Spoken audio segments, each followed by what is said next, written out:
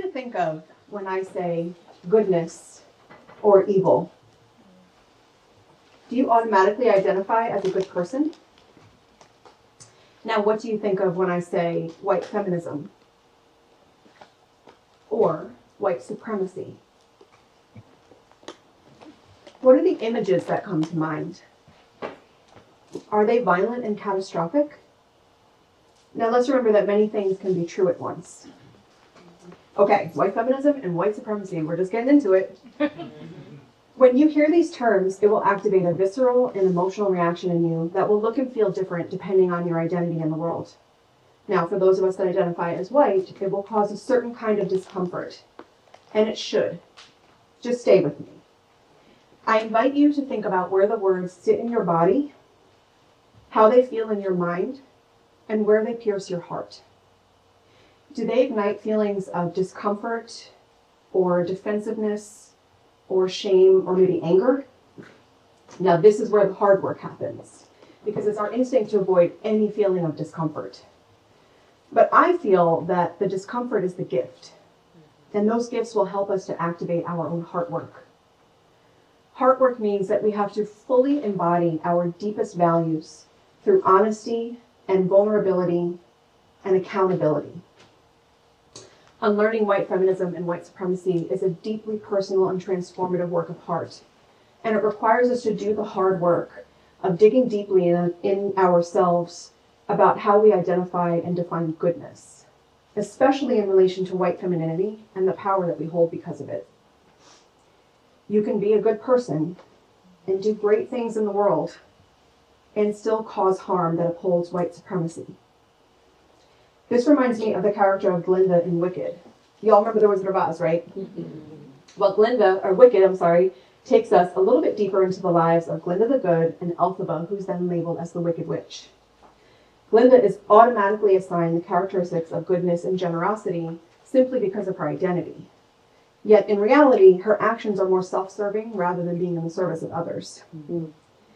And her desire to be in close proximity to those in power, as well as acquire power for herself, is emblematic of how white women have shown up historically in relation to social justice movements. This behavior dates back to the suffragette movement, the civil rights movement, and even the Women's March of 2016. Now, I would venture to guess that all of those white women consider themselves good people with good hearts. And many of them have been praised for the work that they did in their respective movements. Yet many of them also stepped on or over the women of color they should have been fighting alongside with. White feminism and white supremacy bond together in such a way that they actually strengthen each other, which doesn't make much sense because all women are oppressed under white supremacy cultural norms. Yet white women align with white men who hold most of the power in the dynamic, even against our own best interests most of the time. We just witnessed this happen in our recent election.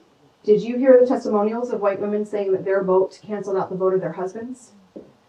I think they were helping, but in reality, most of them are still centering their own needs over the needs of the marginalized communities that are being very deeply impacted right now by the outcome of that election. This reminds me of Glinda and Elphaba again. There's an amazing scene in Defy Gravity where Elphaba confronts Glinda because she is very clearly holding really strongly to her own ambitions and not willing to let go to defy those in power. Now tell me, who is the wicked one in that scenario? I can envision Glinda in this moment, this life-changing moment, where she's being held on one side by white feminism and the other by white supremacy, and she is struggling against their force. But in the end, she decides to not let go, or release her own ambitions, or defy those people in power. This reminds me of a time that I was having lunch with colleagues, and my white coworker talked about our Afro-Caribbean clients and referred to them as practice. And I did nothing. Well, I didn't exactly do nothing. I stayed silent. And that was a choice. And that was a really dangerous choice. And you know what? I didn't even really like her very much. So I'm not sure why it was my default to align with her in that moment and say nothing. And this was a really hard and heart-opening moment for me because a few minutes after this happened, my coworker, who was also Afro-Caribbean and a really good friend, confronted me about why I didn't have her back in that moment. And I remember her telling me, I need you to say something to her so I don't have to. And I can still remember the shame, even in this moment, trying to take over my body. And I just remember thinking to myself, just listen to understand and not respond with defensiveness. She really gave me a gift of love in that moment because I really hurt her, and she certainly didn't have to, right? She had every right to be angry and disappointed in me because I broke her trust. And I remember saying to her, I hear you, and I take responsibility for not speaking up. And I'm really grateful for you telling me this. And then I went and spoke to my coworker about her comments. And ever since that moment 15 years ago, I have been as committed as I can to my own unlearning and heart work so that I can, when I make mistakes, I can be held accountable with grace and not defensiveness, and try to not put the emotional labor on the women of color in my life.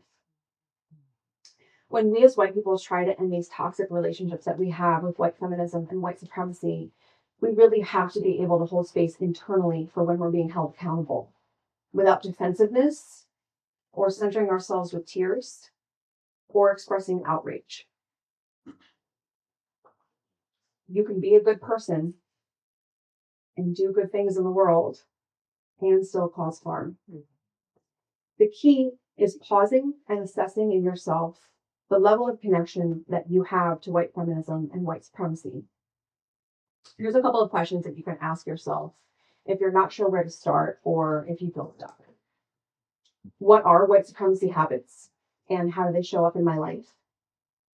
And am I willing to dig deep inside of myself to acknowledge, accept, and begin dismantling my own internalized superiority? And look, here's the thing. At no moment in this unlearning process will you truly be free from the grips of white feminism and white supremacy. Just like with Glinda, they're holding on to us way too tight to let us go. Are you willing to be bold and courageous with me and take the leap with Elphaba and let go of the hands of white feminism and white supremacy? Thank you.